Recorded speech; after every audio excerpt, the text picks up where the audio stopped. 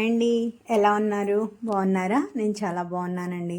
ఎప్పుడైనా మనకి చాలా సడన్గా స్వీట్ తినాలనిపిస్తుంది. మనకి ఇంట్లో ఏదైనా స్వీట్ అవైలబుల్ లేదు అనుకోండి, అప్పటికప్పుడు చాలా ఫాస్ట్గా చేసుకోవచ్చు. అలాగే దేవుడికి ప్రసాదం చేయాలి అన్నా కూడా చాలా క్విక్గా అయిపోయే స్వీట్ ఒకటి నేను టేస్టీగా ఉండేది చూపిస్తున్నానండి. ఇంకెందుకు ఆలస్యం, చూద్దామా?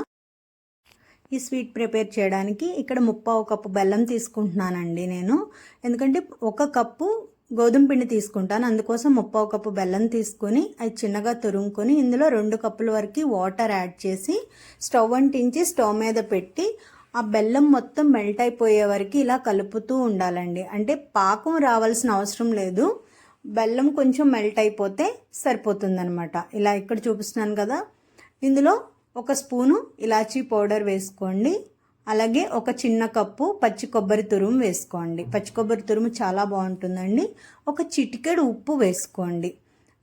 ఇందులో గోధుమ పిండి కొంచెం కొంచెంగా వేసుకుని కలుపుకుంటూ ఉండాలి. మొత్తం ఒకేసారి వేసేయకుండా, కప్పు గోధుమ పిండి తీసుకున్నాను నేను, దీన్ని కొంచెం కొంచెంగా వేసుకుని ఉండలు కట్టకుండా ఇలాగా విస్కర్తో కానీ లేదా గరిటెతో కానీ కలుపుకుంటూ ఉండాలి. ఇదే ప్రాసెస్లో మనం అప్పాలు కూడా చేస్తూ ఉంటాం కదండి. అప్పాల కన్నా కూడా చాలా ఫాస్ట్గా అయిపోతుంది. ఇలా కొంచెం కొంచెంగా పిండి వేసుకుని కలుపుకొని 1/4 కప్పు వరకు కాచి చల్లార్చిన పాలను వేసుకోండి. పిండి గరిటె జారుడుగా ఉండేలాగా చూసుకోండి, మరీ పల్చగా కాకుండా మరీ థిక్గా కాకుండా. అలాగే 1/4 టీ స్పూన్ వరకు బేకింగ్ సోడా వేసుకోండి. దీన్ని ఆయిల్లో డీప్ ఫ్రై చేసుకోవచ్చు, కానీ నేను ఇక్కడ పొంగడాలు లాగా వేస్తున్నానండి. ఆయిల్ ఎక్కువ యూజ్ చేయకుండా పొంగడాలు పాన్ పెట్టి వేడైన తర్వాత గీ లేదా ఆయిల్ యూజ్ చేయండి. నేను దేవుడికి ప్రసాదం పెడుతున్నాను కాబట్టి గీ యూజ్ చేస్తున్నాను. వేడైన తర్వాత ఈ పిండిని ఈ పొంగడాల పాన్లో ఫిల్ చేసుకోవాలండి. మొత్తం ఫిల్ చేయకుండా చిన్న గ్యాప్ ఉంచి ఫిల్ చేసుకుని గీ అప్లై చేసుకొని మూత పెట్టి ఒక 2 నుంచి 3 నిమిషాల సేపు కుక్ చేసుకోవాలి.